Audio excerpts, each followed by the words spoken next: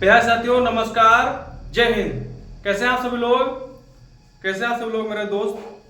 उम्मीद करते हैं आप सभी लोग बहुत अच्छे होंगे, शानदार होंगे और जबरदस्त होंगे और आपकी पढ़ाई बहुत अच्छी चल रही होगी, इसे हम उम्मीद करते हैं। और हमारा जो इस समय चल रहा है मगध साम्राज्य के अंदर हमने हर्यक वंश को पढ़ा उसके बाद अच्छे से समझा और हम धीरे धीरे अपने सिलेबस को कवर करेंगे। हिस्ट्री को कंप्लीट करने के बाद हम हिस्ट्री जी के पढ़ाएंगे। तो ये आप सब लोग अच्छे से पढ़िए, अच्छे से समझिए और साथ में रिवीजन भी करिए। हमने जो जैसे हम एक क्लास लेते हैं तो उसको एक बार रात में सोने से पहले आप सब लोग रिवीजन करिए, रिवीजन करके सो जाइए और उसके बाद सुबह उठकर उसका क्वेश्चन लगाइए। उसके बाद आपको कभी आप कभी भूलेंगे नहीं जीके जी। तो सबसे अच्छा तरीका यही है, बेहतरीन तरीका कि आप सब लोग अच्छे से रिवीजन करिए साथ में। अगर जब तक आप रिवीजन नहीं करेंगे साथ में तब तक ही कोई मतलब नहीं है जीके जीएस पढ़ने से, ठीक है मेरे भाई। तो आज हमारा है शिशुनाग वंश। हमने कल हर्यक वंश के बारे में पढ़ा था। जो हर्यक वंश के जो अंतिम शासक था नागदशक की हत्या शिशुनाग ने करती थी, इसीलिए शिशुनाग वंश की स्थापना की, ठीक है मेरे भाई। इसके बाद हम पढ़ेंगे आज शिशुनाग वंश। हमारा है शिशुनाग के संस्थापक, सबसे पहले पढ़ेंगे शिशुनाग के संस्थापक शिशुनाग ही था।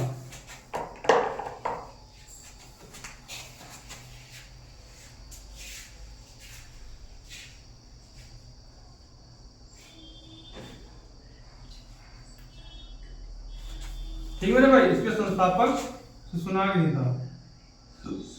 इसके बाद में लिखेंगे शिशुनाग ने अवंती को जीता, ठीक है मेरे भाई। लिखेंगे शिशुनाग ने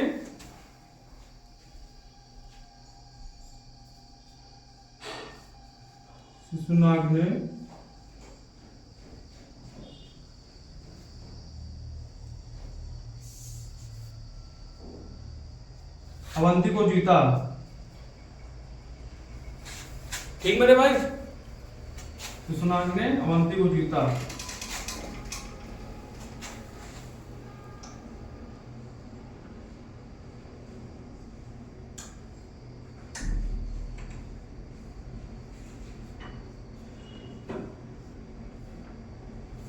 ठीक मेरे भाई।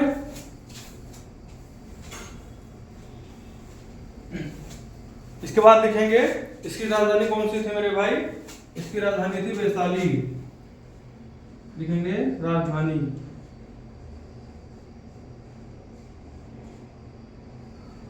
थी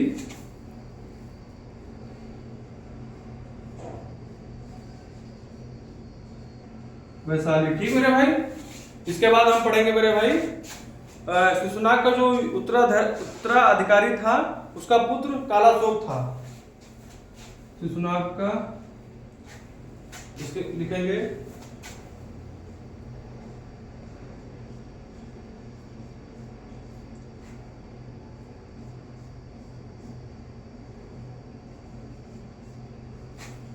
उत्तराधिकारी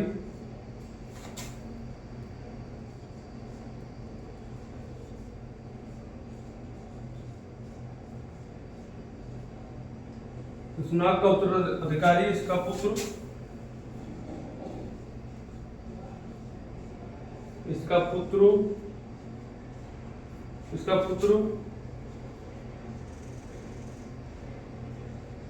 कालाशोक था, ठीक है भाई। इसके बाद हम लिखेंगे सब इसमें जो हम फैक्ट पढ़ रहे हैं मेरे भाई, इसमें सब इंपॉर्टेंट फैक्ट पढ़ रहे हैं। आप सभी लोग ये मत समझिए कि हम ऐसे शॉर्ट में पढ़ा रहे हैं। शॉर्ट में हमारा मतलब है कि हम एग्जाम लेवल के हिसाब से पढ़ाएंगे, ठीक है। अब ये नहीं कि हम आपको डीप पढ़ा दें, कोई मतलब नहीं। तो इसे आप सभी लोग हम जो पढ़ा रहे हैं भाई, जो हम पढ़ा रहे हैं कुछ समझ के पढ़ा रहे हैं। तो आप सभी लोग अच्छे से पढ़िए और अच्छे से समझिए, यही सब पॉइंट आएंगे और कहीं से पॉइंट आते नहीं है, ठीक है मेरे भाई। और इम्पोर्टेंट फैक्ट हम पढ़ा रहे हैं इसमें। इसके बाद लिखेंगे शिशुनाग वंश का अंतिम शासक नंदीवर्धन था। इसके बाद हम लिखेंगे शिशुनाग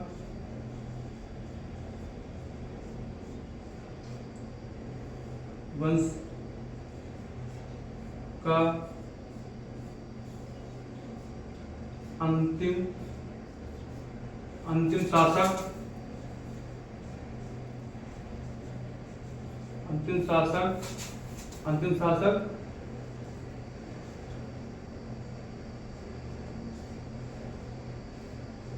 नंदीवर्धन था। कौन था मेरे भाई? नंदीवर्धन था। तो आप सभी लोग इसे नोट कर लीजिए। इसके बाद हम पढ़ेंगे नंदवंश, जो कि सुशनाग वंश का अंतिम शासक नंदीवर्धन का उसकी हत्या महापद्म नंद ने कर दी थी, इसीलिए फिर महापद्म नंद ने नंदवंश की स्थापना की। ठीक है, इसे आप सभी लोग नोट कर लीजिए। इसके बाद हम पढ़ेंगे नंदवंश।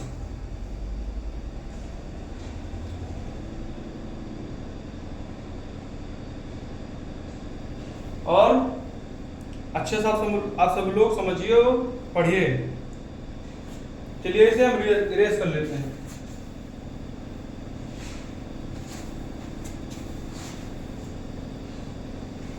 इसके बाद हम पढ़ेंगे मेरे भाई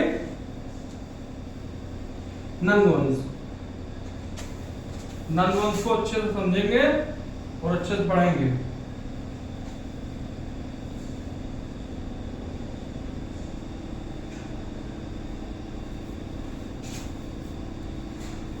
लिखेंगे नंदवंश।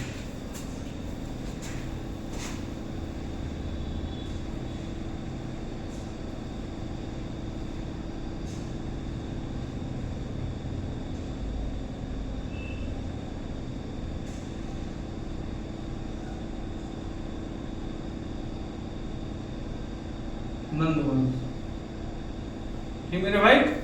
पढ़ेंगे क्या? नंदवंश। जो नंदवंश के संस्थापक कौन थे मेरे भाई? महापद्म नंद थे, जो कि नंदीवर्धन की हत्या करके नंदवंश की स्थापना की। ठीक है मेरे भाई, लिखेंगे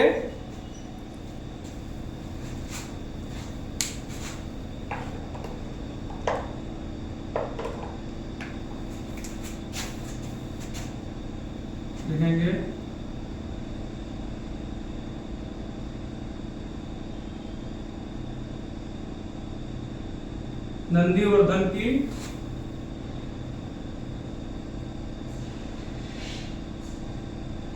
हत्या करके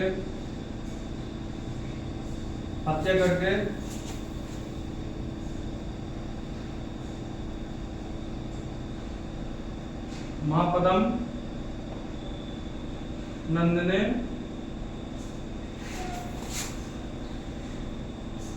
नंदवंश की स्थापना की। नंदवंश की स्थापना की। ठीक है भाई, इतना आप सभी लोग नोट कर लीजिए। इसके बाद हम पढ़ेंगे नंदवंश को अच्छी तरीके से। इसका जो सामान्य जानकारी था ये है कि ये नंदीवर्धन की हत्या करके नंदवंश की स्थापना की। ठीक है भाई,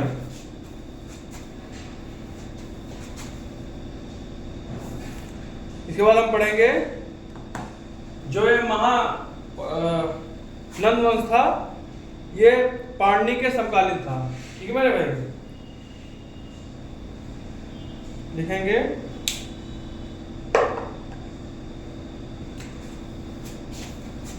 इतना। अब पहले इसके इरेज कर लीजिए।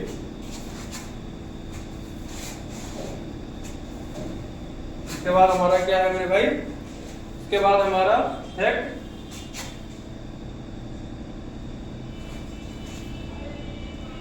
ये जो इसके समकालीन लिखेंगे, इसके समकालीन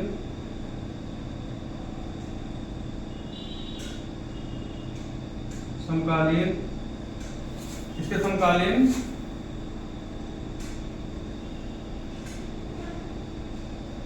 पाणिनि था। ठीक मेरे भाई, कौन था मेरे भाई? पाणिनि था। ठीक है, ये इंपॉर्टेंट है। और इसके बाद लिखेंगे नंदवंश सर्वाधिक धनी राज एवं अपनी विशाल सेना के लिए प्रसिद्ध था। कौन कौन था मेरे भाई?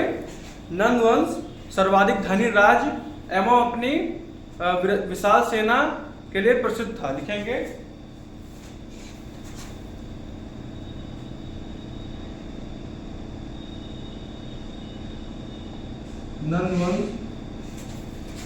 नंद वंश मेरे भाई, नंद वंश सर्वाधिक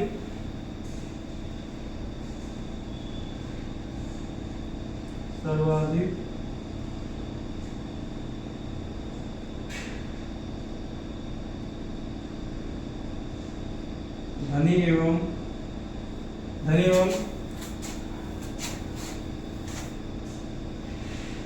अपनी सेना के लिए प्रसिद्ध था।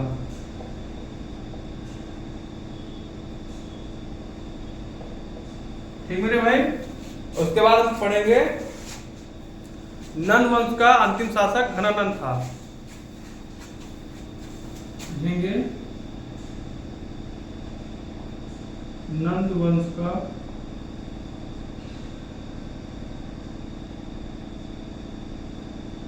अंतिम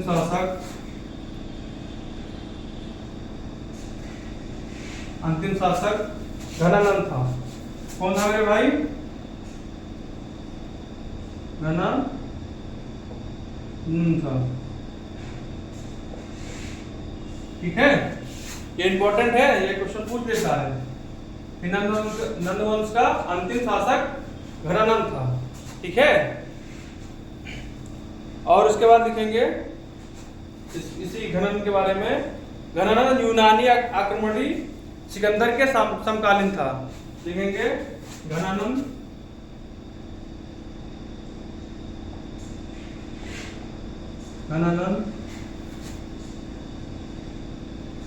यूनानी आक्रमणकारी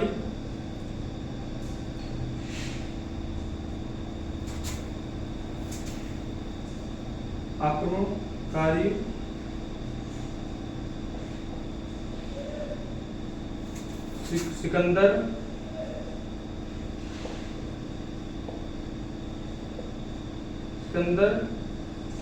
के समकालीन था। ठीक है मेरे भाई, लिखेंगे सिकंदर के समकालीन था। उसके बाद हमारा लास्ट पॉइंट है, घनानंद ने चंद्रगुप्त मौर्य ने युद्ध में पराजित करके मगध साम्राज्य पर मौर्य वंश की स्थापना की। इसके बाद लिखेंगे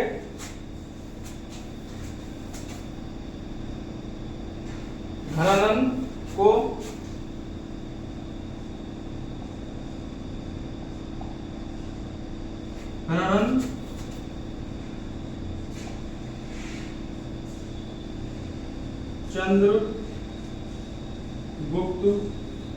चंद्रगुप्त मौर्य ने युद्ध में पराजित करके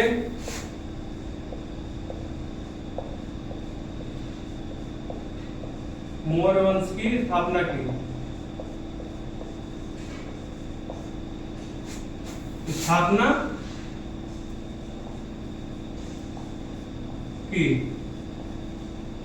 ठीक मेरे भाई, इतना नोट कर लीजिए आप लोग।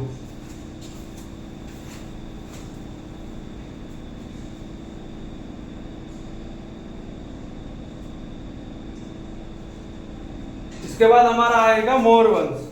ठीक है मेरे भाई, इसके बाद हमारा आएगा मौर्य वंश। अब मौर्य वंश को अच्छे से पढ़ेंगे, यही क्वेश्चन ज्यादा बन जाता है। इसमें भी कभी कभी बन जाते हैं, मगर इसमें मेन चीज क्या है मेरे भाई? इसमें क्या है कि इसमें पूछेगा कि नंद वंश की स्थापना किसने की, और नंद वंश की जो अंतिम शासक था कौन था, यही इंपॉर्टेंट है इसमें, ये सब पूछेगा। और किसके समकालीन सिकंदर था, सिकंदर किसके समकालीन था, ये पूछेगा, ये पूछ सकता है। ठीक है, और बाकी तो सबसे ज्यादा तो यही क्वेश्चन पूछा जाता है मौर्य वंश से। तो हम आज पढ़ेंगे मौर्य वंश को अच्छे समझेंगे और पढ़ेंगे। ठीक है मेरे भाई। हमारी लंबी ज्यादा क्लास नहीं जाएगी आज की।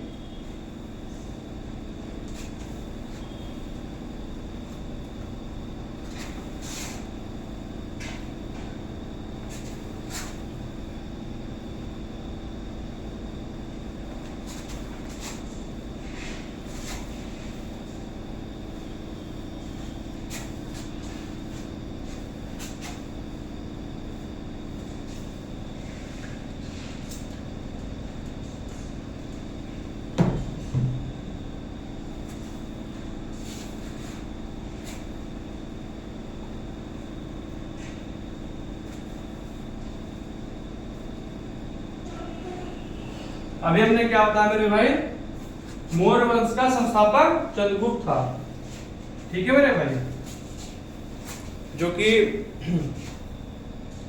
जो नंद वंश का अंतिम शासक था घनानंद को युद्ध में पराजित करके मौर्य वंश की स्थापना की। किसने की मेरे भाई? चंद्रगुप्त मौर्य ने। लिखेंगे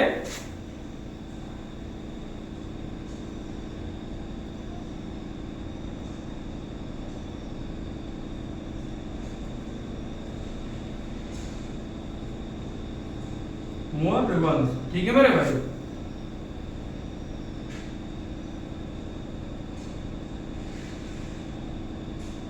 ठीक क्या है मेरे भाई? मौर्य वंश। इसका जो संस्थापक था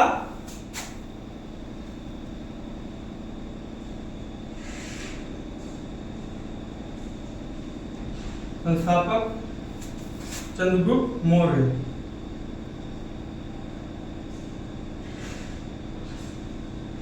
चंद्रगुप्त मौर्य। ठीक मेरे भाई। उसके बाद इसमें जो मेन पॉइंट है, इसमें जो प्रधानमंत्री थे आचार्य महान चाणक्य जी थे। ठीक है, इसमें जो प्रधानमंत्री थे इसमें आचार्य महान चाणक्य जी थे। ठीक है, लिखेंगे प्रधानमंत्री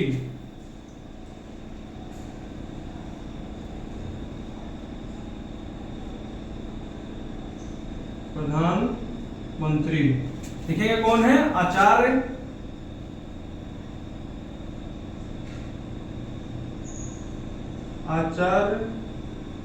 महान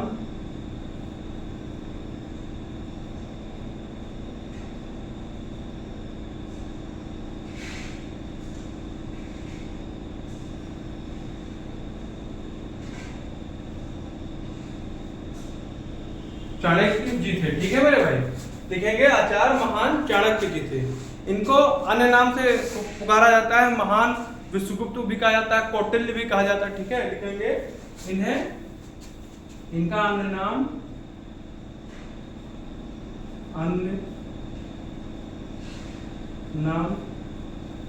लिखेंगे कौटिल्य। ये बहुत इंपॉर्टेंट है मेरे भाई, कौटिल्य। ठीक है मेरे भाई। और उसके बाद इन्हें महान विष्णुगुप्त भी कहा जाता है। ठीक है मेरे भाई, इसे महान विष्णुगुप्त कहा जाता है।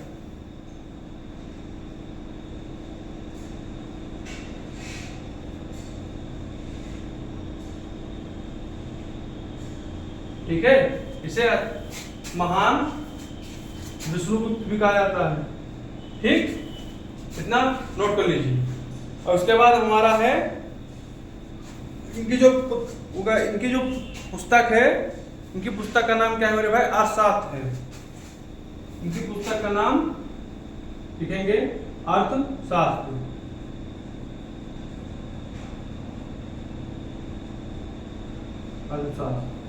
ठीक मेरे भाई। और ये राजनीति से संबंधित थी। लिखेंगे राजनीति से संबंधित थी।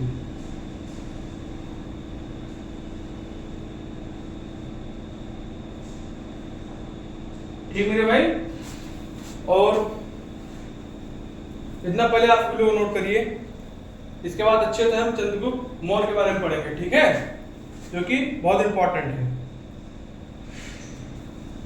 ये आचार्य महान चाणक्य जी के बारे में बताया गया है। और यहाँ से क्वेश्चन बनते हैं मेरे भाई, ये बच्चे क्वेश्चन नहीं बनते हैं। यहाँ से ये इंपॉर्टेंट हो गई, अर्थशास्त्र किसकी बुक है, आचार्य महान चाणक्य जी की है, और इनका अन्य नाम कौटिल्य, ये इंपॉर्टेंट है मेरे भाई। ये पूछ लेते हैं कि कौटिल्य किसका नाम था, अन्य से पूछ बता देंगे कि आप लोग चाणक्य जी का था, ठीक है, ये बहुत इंपॉर्टेंट है। स्क्रीनशॉट ले लीजिए आप सब लोग, या तो नोट कर लीजिए। इसके बाद हम चलेंगे चंद्रगुप्त मौर्य के बारे में, जो कि बहुत इंपॉर्टेंट है। चंद्रगुप्त जो इनका अन्य नाम था, भारत का मुक्तिदाता भी कहा जाता है और सेंड्रोकोटस भी कहा जाता है, ठीक है। और इनके राजनीतिक गुरु कौटिल्य थे, जो कि ये चाणक्य जी हैं, ठीक है, इन्हीं को कौटिल्य जी बोलते हैं।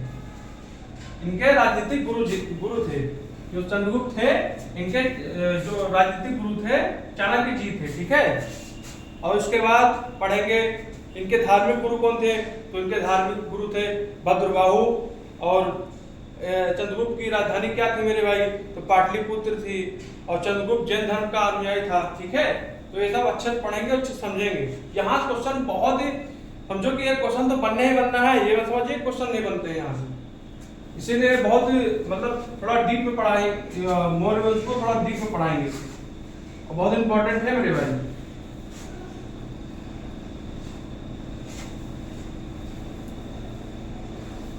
तो लिखेंगे सबसे पहले इनका अन्य नाम, क्वेश्चन पूछ लेता है एग्जामिनर, लिखेंगे इनका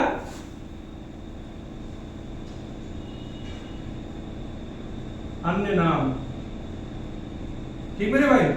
इनका अन्य नाम क्या था मेरे भाई, भारत का मुक्तिदाता, भारत का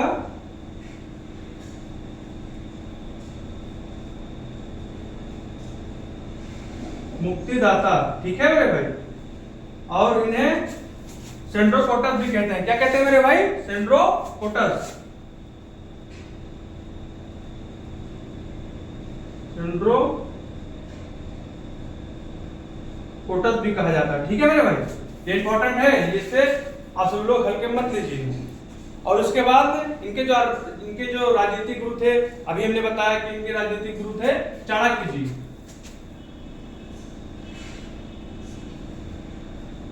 इनके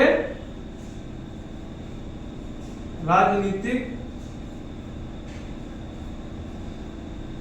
गुरु कौन थे मेरे भाई, चाणक्य थे, ठीक है, कौटिल्य, चाणक्य, ठीक है भाई। इतना नोट कर लीजिए साथ साथ। और उसके बाद में इनके धार्मिक गुरु, सब बहुत इंपॉर्टेंट पढ़ा है मेरे भाई। इनके धार्मिक गुरु, इनके धार्मिक गुरु मेरे भाई, मेरे दोस्त, इनके धार्मिक गुरु, इनके धार्मिक गुरु भद्रबाहु थे। कौन थे मेरे, भद्रबाहु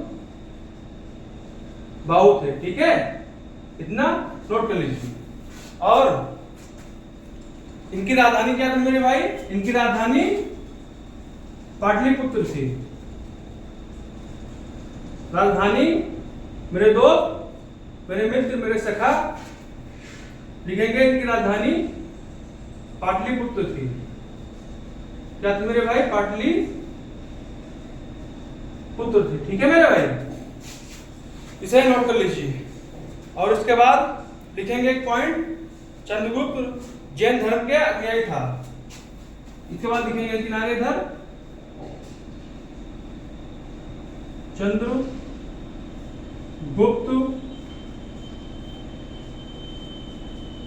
जैन धर्म का अनुयायी था, ठीक है मेरे भाई। इतना नोट कर लीजिए, बहुत इंपॉर्टेंट है मेरे भाई। जितने ये लिखा रहे हैं जो फैक्ट है, ये बहुत इंपॉर्टेंट है। ये मत समझिए कि कुछ नहीं है इसमें तो इससे सबसे ज्यादा इंपॉर्टेंट तो ये देखा जाता है, ये इनके एग्जामिनर पूछेगा कि चंद्रगुप्त मौर्य के राजनीतिक गुरु, तो बोल देंगे चाणक्य जी थे। इनके धार्मिक गुरु भद्रबाहु थे। इनकी राजधानी क्या थी मेरे भाई? पाटलिपुत्र थी। ठीक है मेरे भाई। पूछ लेगा कि चंद्रगुप्त किसके अनुयायी था, तो बोल देंगे जैन धर्म के अनुयायी था। ठीक है मेरे भाई। और भारत का मुक्तिदाता किसे कहा जाता है, तो कह देंगे चंद्रगुप्त मौर्य को कहते हैं। ठीक है मेरे भाई, ये बहुत इंपॉर्टेंट है और इससे अच्छे से नोट कर लीजिए। और साथ साथ आप सभी लोग साथ में नोट बनाइए। ठीक है, नोट कर लीजिए तुरंत।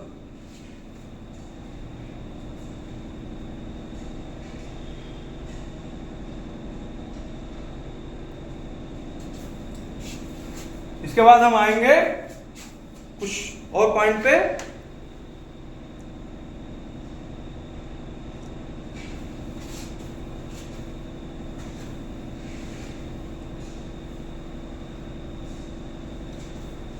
तो उम्मीद करते हैं ये नोट हो गया होगा या आप सब लोग स्क्रीनशॉट ले लिए होंगे। तो हम चलिए इसे इरेज कर लेते हैं। उसके बाद हम कुछ फैक्ट बचा है इसमें चंद्रगुप्त मौर्य के बारे में, उसे अच्छे से पढ़ लेंगे। ठीक है,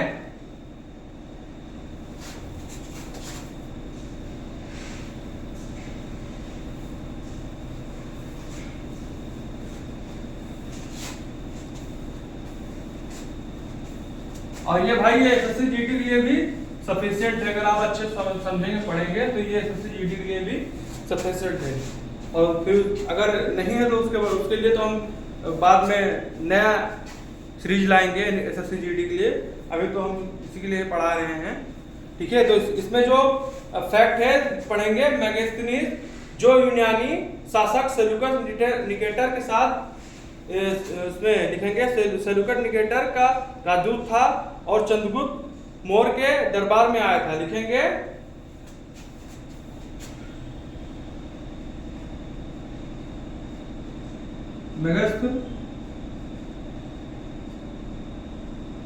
मेगास्थनीज जो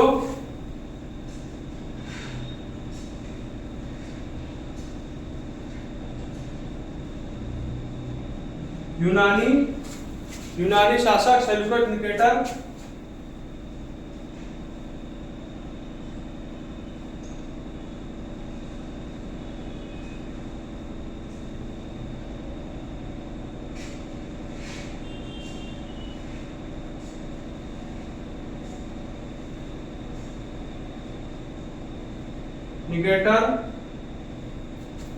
सेल्यूकस निकेटर का राजदूत था,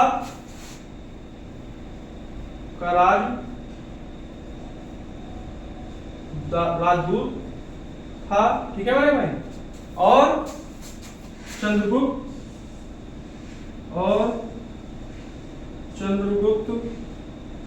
मौर्य के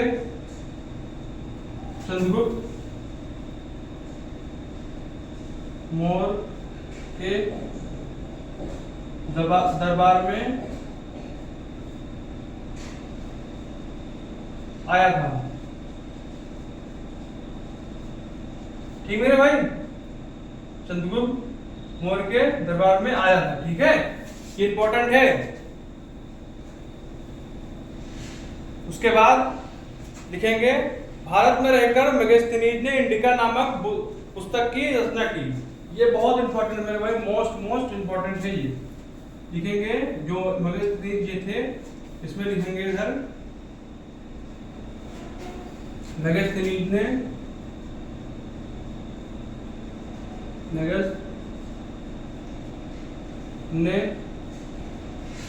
भारत में रहकर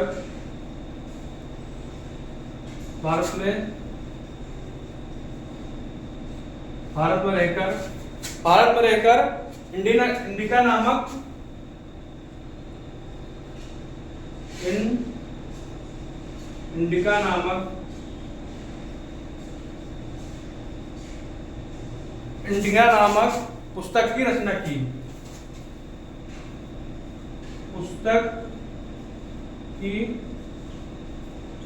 की। ठीक मेरे भाई,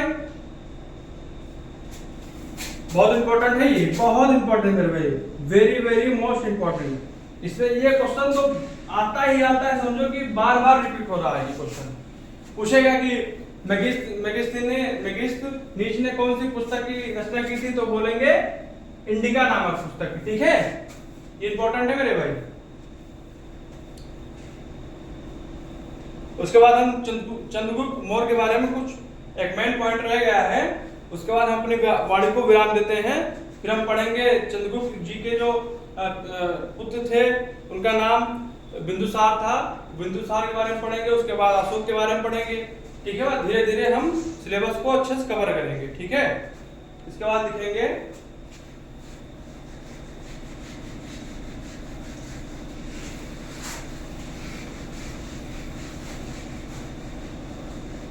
इसके बाद हम पढ़ेंगे चंद्रगुप्त ने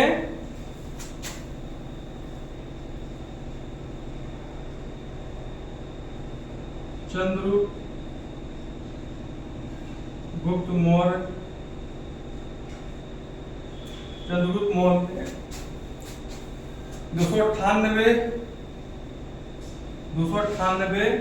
ईसा पूर्व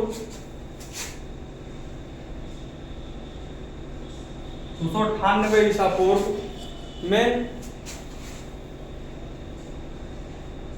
उपवास,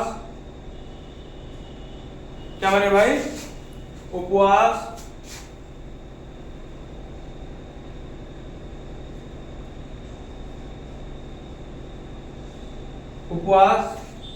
उपवास संलेखना संथारा प्रथा के द्वारा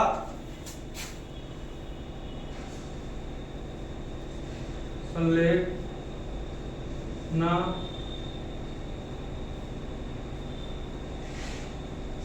संथारा प्रथा के द्वारा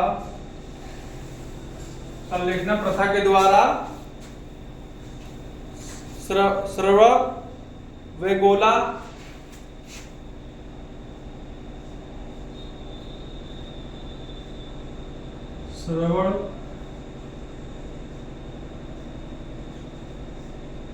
श्रवणबेगोला कर्नाटक में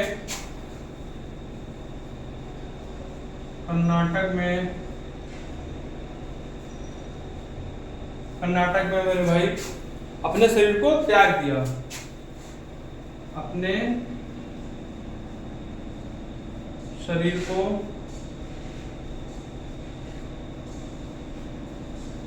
त्याग दिया, ठीक मेरे भाई। तो हमारा ये लास्ट पॉइंट था। और कल हम पढ़ेंगे बिंदुसार के बारे में, और बिंदुसार के जो बेटे थे अशोक के बारे में कल पढ़ेंगे। उसके बाद हम धीरे धीरे अपने सिलेबस को कवर करेंगे।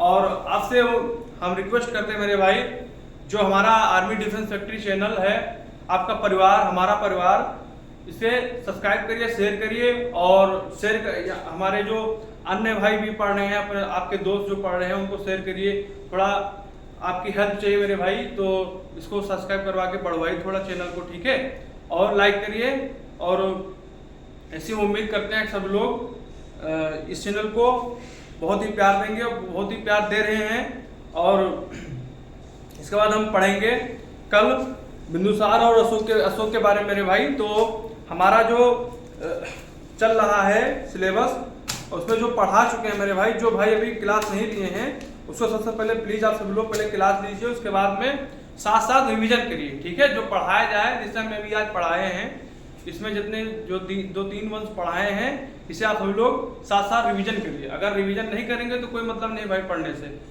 क्लास देखने से कुछ नहीं होगा भाई। आप सभी लोग साथ साथ रिवीजन करिए, थोड़ा अपना ही एफर्ट डालेंगे तभी कुछ होगा मेरे भाई, ठीक है। तो आज के लिए इतना मेरे भाई। आज हम अपनी वाणी को अभी विराम देते हैं। उसके बाद हम मिलेंगे अगली क्लास में मेरे भाई। तो धन्यवाद, जय हिंद।